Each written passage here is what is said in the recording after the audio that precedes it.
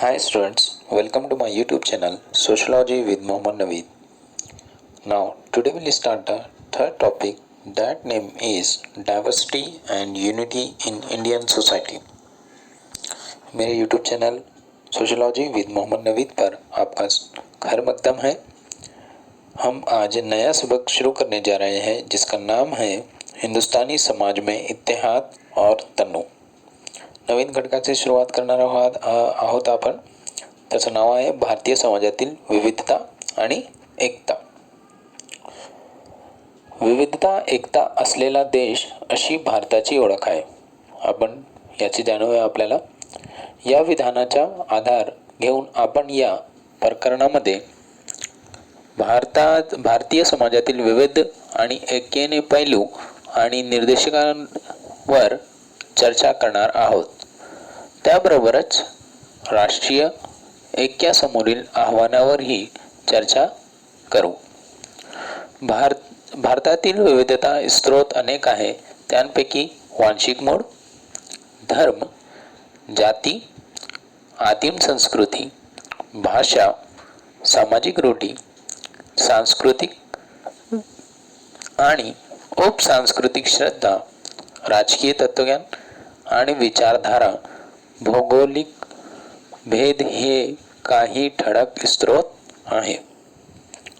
हम अच्छी तरह से जानते हैं कि हमारा जो मुल्क है ये इतने सारे इख्तलाफात होने के बावजूद भी मुत्तहिद है, इत्तेहाद है. यहाँ पर इसमें बहुत सारी चीज़ें हैं जिसकी वजह से ये मुत्तहिद मुल्क है. ऐसा कोई मुल्क नहीं जहाँ पर इतने सारे मज़ाहिब हो, इतनी सारी ज़बानें हो, इतने सारे नस्ल के लोग रहते हो, लेकिन फिर भी यहाँ पर इत्तेहाद दिखाई देता है. हम आज भी कह सकते हैं कि हमारा मुल्क एक है, इतनी सारी रियासतें होने के बावजूद भी.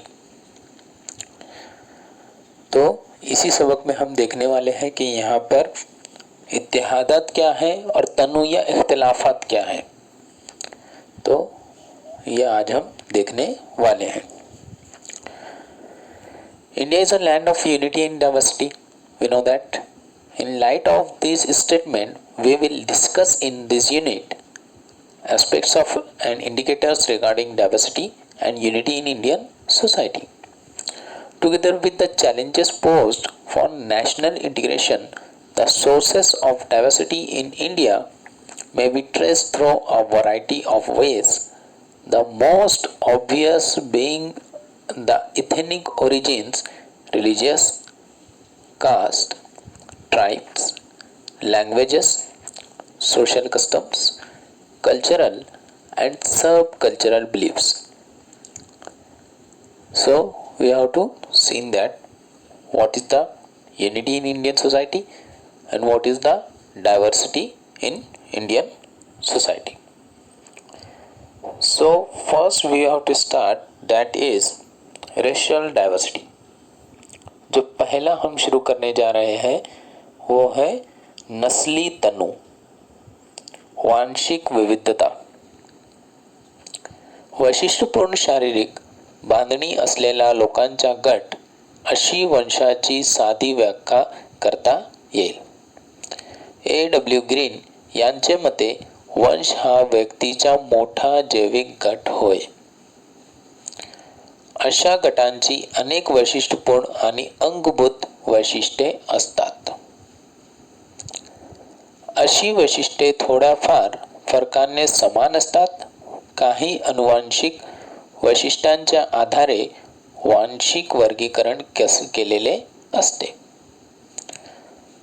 आता वांशिक विविधता म्हणजे आपल्या स्क्रीनवरती आपण बघू शकता की आपल्या भारतामध्ये B.S. गृहा यांनी वर्गीकरण केलेलं आहे की आपल्या भारतामध्ये कोणकोणते वंश आहे आणि हे वंश तुम्हाला स्मरण व्हायलाच पाहिजे याच्यावरती प्रश्न विचारला जात असते. तर ते वंश कोणकोणते आहे? नेग्रिटो, प्रोटो ऑस्ट्रोलाइट, मंगोलाइट, मेडिटेरियन और ड्राविडियन, वेस्टर्न ब्रैचिपेरल, आणि नॉर्डाईक. इतके 6 वंश आपल्या भारतामध्ये आहे. पण वांशिक विविधता असताना पण आपला भारत एक देश आहे. नस्ली तनु. अब यहाँ पर हम देख सकते हैं कि नस्लें अलग अलग होती है. देखते हैं हम कि चाइनीज लोगों की नस्ल अलग है, यूरोपियन लोगों की नस्लें अलग है, हिंदुस्तानी लोगों की नस्लें अलग है. इस तरह से हर जगह पर नस्लें अलग अलग तरह की पाई जाती है. तो उन नस्लों में आप देख सकते हैं कि डब्ल्यू ग्रीन ने भी इसके बारे में एक तारीफ दी है कि जो वंश है, जो नस्ल है, वो नस्लें क्या है, शख्स की जिंदगी पर बहुत गहरा असर छोड़ती है और शख्स उसको अपनी बहुत ज़्यादा अहमियत देता है, जैसे अपने मज़ाहिब को देता है, जैसे अपनी सकाफ़त को देता है. और हम अच्छी तरह से जानते हैं कि हिंदुस्तान में जो BS गुहा है, इन्होंने कुछ नस्लें बताई हैं. तो उन नस्लों में से हम एक एक नस्ल देख रहे हैं. जो नस्लें आपकी स्क्रीन पर दिखाई दे रही है, नेग्रिटो, प्रोटोस्ट्रोलाइड, मोंगोलाइड, मेडिटेरियन और ड्राविडियन, वेस्टर्न, ब्रैचिरिपेलियन और नॉर्डिक. तो ये जो नस्लें हैं, इतनी ज़्यादा नस्लें, 6 नस्लें के लोग हमारे यहाँ पर पाए जाते हैं. लेकिन फिर भी हमारा जो हिंदुस्तान है वो मुत्तहिद मुल्क है. इतनी नस्लें पाए जाने के बावजूद भी, तन्नु होने के बावजूद भी. Racial diversity. We know that a simplistic definition of race could be that it is a group of people with a set of distinctive physical features. A.W. Green says, a race is a large biological human grouping with a number of distinctive inherited characteristics which vary within a certain range. Racial classifications are made on the basis of certain genetic traits. Such types of traits used in classification of races are referred to as racial criteria. B.S. Guha, he classifies the population of India into 6 main racial groups. We have to see in the screen: Negrito, Proto-Australide, Mongolide, Mediterranean or Dravidian, Western, Brachycephal and Nordic. These are the races found in the Indian society. But we have to know that the Indian society is united. There are 6 racial races are found in the Indian society. That is a diversity, but India is united. Now next is religious diversity. मजहबी तनु, धार्मिक विविधता.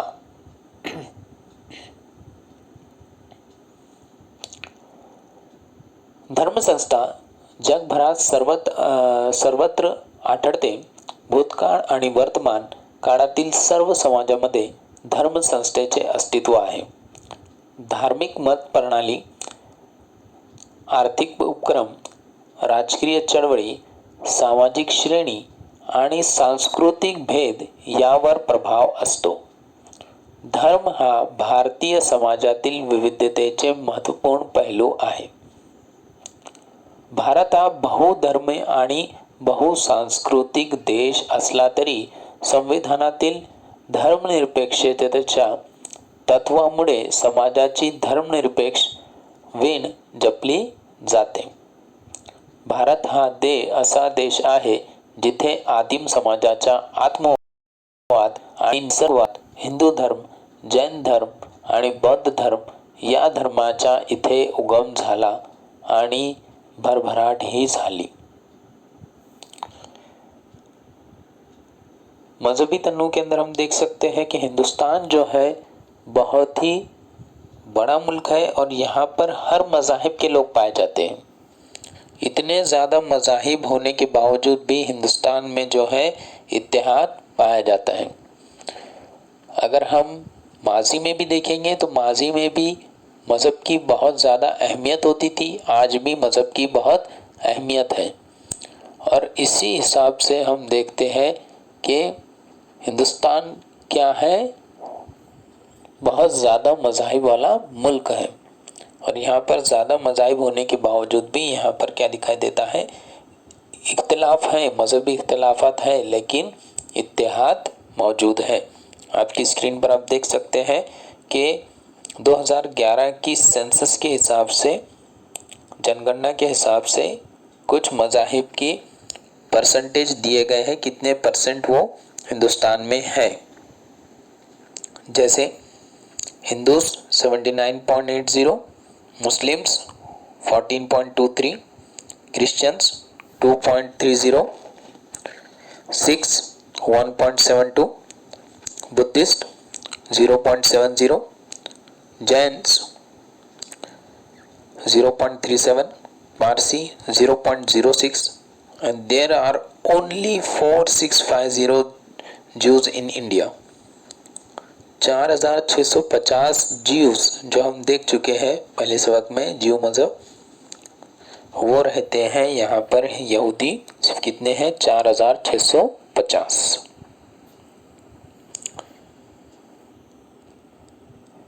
Religious diversity. The institution of religion is universal. It is found in all societies, past and present. Religious dogmas have influenced and conditioned economic endeavors, political movements, social hierarchies, and cultural differences. Religion is one of the key facts of diversity in Indian society, although India is a multi-religion and multicultural country. We have to see in the chart also, there are some of the percentages given. Hindus are 79.80, Muslims are 14.23, Christians are 2.30, Sikhs are 1.72, Buddhists are 0.70, Jains are 0.37, Parsis are 0.06, and there are only 4,650 Jews in India. So that is the religious diversity, but the India is united. Now next one is a linguistic diversity, ज़बानी तनु, भाषिक विविधता।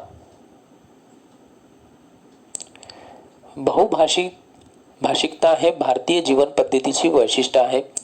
सन 1956 मध्ये भाषेच्या आधाराने भारतीय राज्यांचे पुनर्रचना करण्यात आली, म्हणून विशिष्ट राज्यातील रहिवासी विशिष्ट भाषा बोलतात। भारत हा विविध भाषांचा नटलेला देश आहे।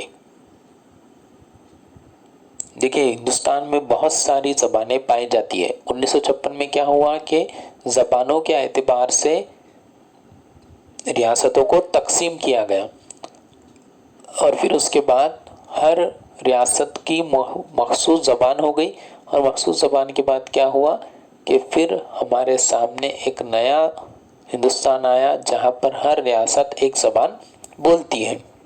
तो इस तरह से यहाँ पर ज़बानें बहुत ज़्यादा पाई जाती है।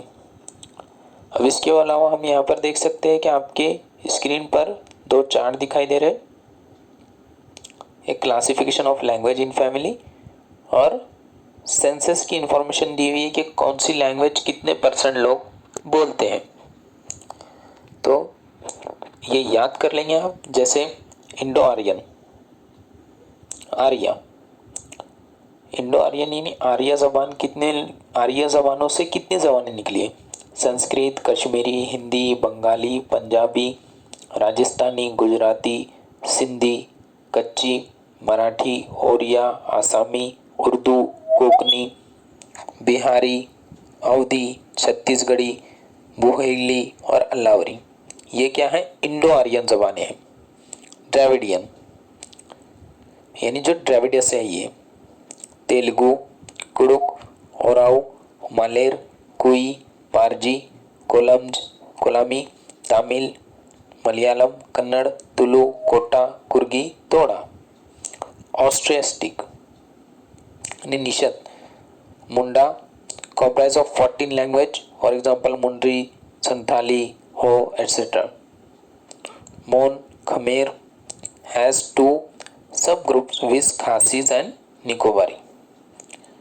Sino-Tibetan has three subdivisions with Tibeto-Himalayan, Himalaya languages, Bhutia languages.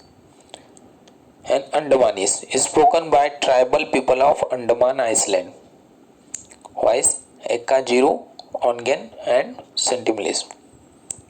ये ज़बानें आप अच्छी तरह से याद कर लेंगे कि कौन से ग्रुप की कौन सी ज़बान है। इसके बाद सेंसस जो है वो सेंसस के हिसाब से हिंदी कितने परसेंट लोग बोलते हैं 57.1, इंग्लिश 10.6, बंगाली 8.9, मराठी 8.2, तेलुगु 7.8, तमिल 6.3, गुजराती 5.0, उर्दू 5.2, कन्नड़ा 4.94, ओडिया 3.56, पंजाबी 3.02, मलयालम 2.9 और संस्कृत 0.01। इतनी ज़बानें होने के बावजूद भी हिंदुस्तान मुत्तहिद है और यहाँ पर बहुत सारी ज़बानें पाई जाती हैं। नेक्स्ट हम देखेंगे रीजनल डाइवर्सिटी, इलाकाई तनु, प्रादेशिक विविधता। एखादा प्रदेश हा स्थळ आणि काळ आधारित बांधणी आहे। अशा प्रदेशामध्ये काही प्रमाणात सांस्कृतिक एकजिनसीपणा आढळतो। या भौगोलिक प्रदेशामध्ये वास्तव्य करणाऱ्या लोकांचा भूतकाळ समान असल्याने ते समान वर्तमान काळाशी जुळवून घेऊ शकतात। आता प्रदेश हे सर्वांचा वेगळा वेगळा असतो। आता भारतामध्ये पण प्रदेश आपल्याला आढळते। इलाकाई तनु जैसे इलाकाई देखेंगे हम तो हम कौन से रीजन में रहते हैं, मगरबी रीजन में रहते हैं, है ना। मशरकी रीजन के अंदर अलग रियासतें आती है, शुमाली रीजन में अलग रियासतें आती है और अलग अलग रीजन में अलग अलग रियासतें पाई जाती है। जैसे हम देखेंगे कि नॉर्थ इंडिया, तो नॉर्थ इंडियन में हम देखते हैं दिल्ली आता है, यूपी है, बिहार है, इस तरह की बड़ी बड़ी रियासतें, वहाँ पर इलाकाई अलग इलाका उनका पाया जाता है, जिसे हम इलाकाई तनु भी कर सकते हैं।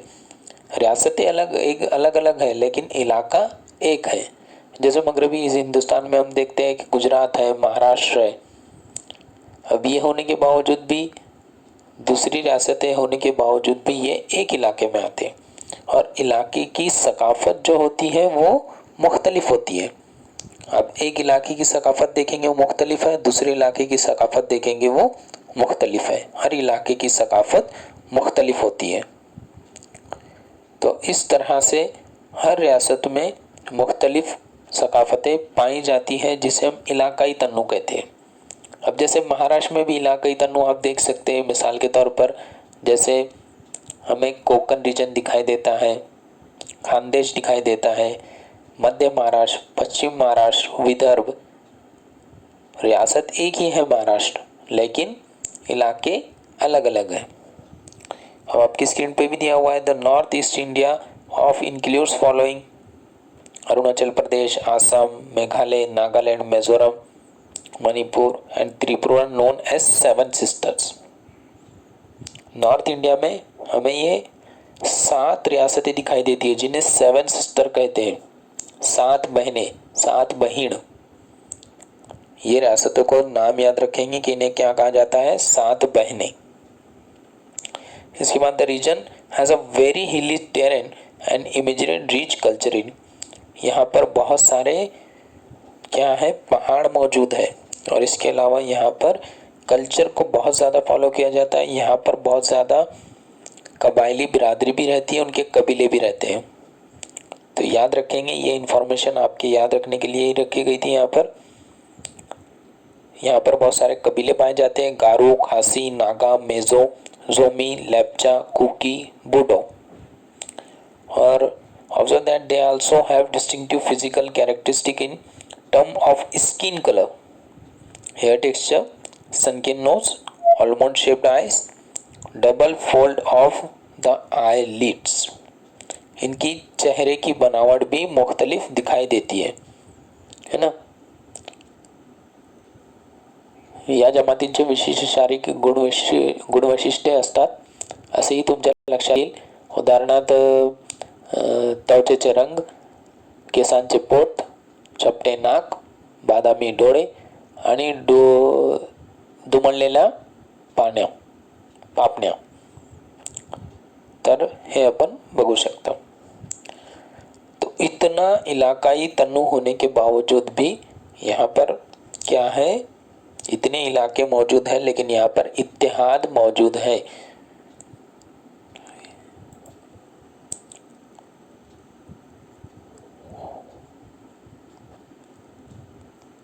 Now next is regional diversity. Region can be understood as a spatial and temporal construct that exhibits some degree of culture homogeneity. People within a geographical space identify with the present through its shared past.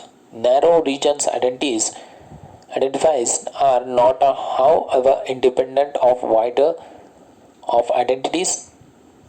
For instance, all region identifiers need to be read contextually. अब आपको और एक हमारे world का एक map दिखाया हुआ है जिसके अंदर देख सकते हैं आप कि ग्रीन दिखाया हुआ है जहाँ पर एशियंस, एशिया में रहने वाले सबसे ज़्यादा लोग हैं. उसके बाद south Asian, next is Indian, next is Maharashtrian, next is Puneri, Kolhapuri यानी मुंबईकर.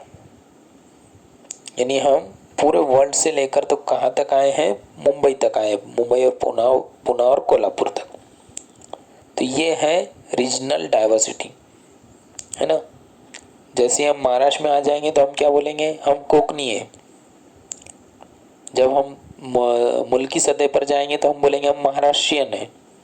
जब हम दुनियावी सतह पर जाएंगे तो हम बोलेंगे इंडियन है. तो ये हमारे इलाके को बताता है. और इतने इलाकई तसलसल, ये इतना तनु इलाकई तनु कहीं पाया नहीं जाता जितना हिंदुस्तान में पाया जाता है. फिर भी हमारा मुल्क मुत्तहिद है. नेक्स्ट इज कास्ट डायवर्सिटी, जाति विविधता, जात का तनु. भारतातील जाती व्यवस्था हा येथील विविधतेचा मोठा स्रोत आहे. इंग्रजीतील कास्ट या शब्दाचा उगम पोर्तुगीज भाषेतील कास्टा या शब्दातून सापडलो. त्याचा अर्थ वर्ण असा होतो. भारतातील वेगवेगळ्या वांशिक व जाती समुदायांची व्याख्या करण्यासाठी ब्रिटिशांनी कास्ट ही संज्ञा वापरली. अब जात का तनु, ये जो जात शब्द आया है ये अंग्रेजी लफ्ज है कास्ट. वो कास्ट लफ्ज आया है पुर्तगीज जबान से जिसका नाम था कास्टा, उसी से, और उसका मतलब होता है वर्ण. तो यहाँ से ये लफ्ज आया. और जात के एतबार से हिंदुस्तान में बहुत ज़्यादा जाति तन्नु पाया जाता है. जैसे हम पहले सबक में पढ़ चुके हैं वर्ण का निज़ाम. वर्ण के निज़ाम में हमने देखा ब्राह्मण, क्षत्रिय, वैश्य, शूद्र, हर किसी को अलग अलग इख्तियार दिए गए. और आज भी कहीं ना कहीं ये निज़ाम चलता है, जात का निज़ाम. शादियों में जात का निज़ाम चलता है. इसके अलावा तालीम में भी जात का निज़ाम चलता है. बहुत जगह ये जात का निज़ाम चलता है. और जाति तन्नु बहुत ज़्यादा हिंदुस्तान में पाया जाता है. यहाँ तक कि जैसे ब्राह्मण सबसे जात में ऊंचे, लेकिन फिर भी हिंदुस्तान में जो शुमाली हिंदी जो ब्राह्मण है वो जुनूबी हिंदी ब्राह्मण को निचला समझते हैं. तो ब्राह्मण लोगों में भी जात का तनु, उनमें भी जातें पाई जाती है. हिंदुस्तान में भी जात का तनु बहुत ज़्यादा पाया जाता है। यहाँ तक कि मुसलमानों में भी जात के एतबार से तनु पाया जाता है। ये हिंदुस्तान में हर जगह आपको जाति तनु देखने मिलेगा, लेकिन जाति तनु होने के बावजूद भी हम सब एक ही है। Now next is caste diversity. Caste is a major source of diversity in Indian society. The etymology of the term caste is found in the Portuguese word casta, meaning race.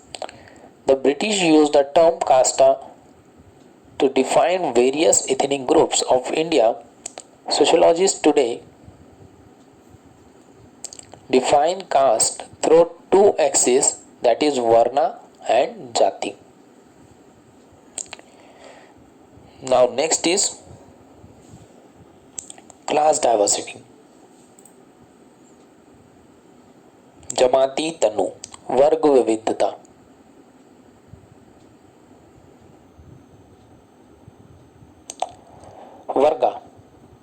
वर आधारित विविधता सर्वाधिक महत्त्वाची आहे।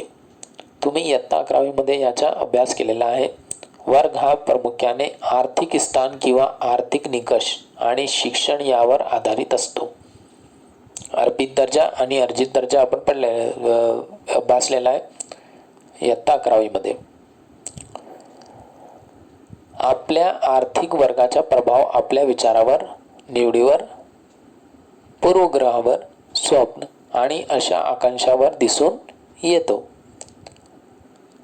तर भारतामध्ये आपण विविधता पाहू शकतो वर्गामध्ये, जसे उच्च वर्ग, मध्यम वर्ग आणि निचला वर्ग। तर अशा प्रकारे आपल्या भारतामध्ये काय बघावं मिळतं, आपल्याला वर्ग बघावं मिळतो। तर आपण बघू शकता आपल्या समाजामध्ये खूप वर्ग आहे आणि त्याच्यामध्ये आपण विभाजन केले गेलेले आहे। वर्ग, जमात, हर जमातें हिंदुस्तान में पाई जाती है। जैसे 3 जमातें पाई जाती है, ऊंचे दर्जे के लोग, दरमियाना दर्जे के लोग और निचले दर्जे के लोग। ये किसके बिना पर कहा जाता है, ये उनके पास मौजूद दौलत की बिना पर कहा जाता है। तो अब हम देखते हैं कि जो निचले दर्जे के लोग हैं वो बहुत ज़्यादा है हिंदुस्तान में, उनकी भी तादाद अच्छी है। सबसे ज़्यादा दरमियाना दर्जे के लोग पाए जाते हैं हिंदुस्तान में, और सबसे कम जो पाए जाते हैं, बहुत कम वो पाए जाते हैं ऊंचे दर्जे के लोग, क्योंकि ऐसे लोगों के पास दौलत बहुत ज़्यादा है, ये हिंदुस्तान में बहुत कम है। तो इस तरह से यहाँ पर हम देख सकते हैं कि जमाती तन्नु भी हिंदुस्तान में पाया जाता है। Class diversity, diversity is also based on the class about which you have studied in the first year of sociology course. Class is typically based on financial position, that is economic criteria, and education. We already studied in the 11th standard, that is class is depend on two things, that is on the financial position and education. Our sense of economic class influences on the way we think, the choices we make, the prejudices we harbor, our dreams, hopes and aspirations. Now that is the next point, gender diversity, जिन्सी तनु, लिंग भाव आधारित विविधता। आता तुमच्या स्क्रीनवर एक photo पण दिसत आहे। लैंगिक विविधता समजून घेण्यासाठी सर्वप्रथम लिंग आणि लिंग भाव यातील फरक समजून घ्यावा लागतो। इयत्ता 11वीच्या समाजशास्त्रामध्ये अभ्यासक्रमाच्या समाजातील वर्ग स्तरीकरण पाया म्हणून लिंग भाव उल्लेख आलेला दिसतो। लैंगिक विविधता ही लिंग भाव या कल्पनेशी जोडलेली आपणास दिसून येते, जे दुहेरी लैंगिकता, लैंगिक अभिव्यक्ती, लैंगिकता आणि लैंगिक अभिमुखता यांच्याशी निगडित आहे। लिंग भाव या संकल्पनेमध्ये स्त्री पुरुष, स्त्री पुरुषत्व, तो ती तो इत्यादी समारेषालीकडील लिंग भावाचा समावेश होतो. आज आपल्या लैंगिक विविधतेचे जाणीवेमध्ये व्यक्तींच्या लैंगिक अभिमुखता देखील अंतर्भाव होतो. जिनसी तनु. हिंदुस्तान में हम अच्छी तरह से जानते हैं कि जिनसी तनु बहुत ज़्यादा मिकदार में पाया जाता है. यहाँ पर जिनसी तनु के एतबार से देखेंगे हम, मर्द और औरत को दो हिस्सों में बांट दिया जाता है और उसी एतबार से मर्द को हर तरह की छूट वगैरह दे दी जाती है, जबकि औरतों को, ख़वातीन को सारी छूट जो है वो हासिल नहीं है. यहाँ तक कि तालीमी हक भी उतनी अच्छी तरह से यहाँ पर नहीं मिलने पाता है. तो ये हम देख सकते हैं जिनसी तनु.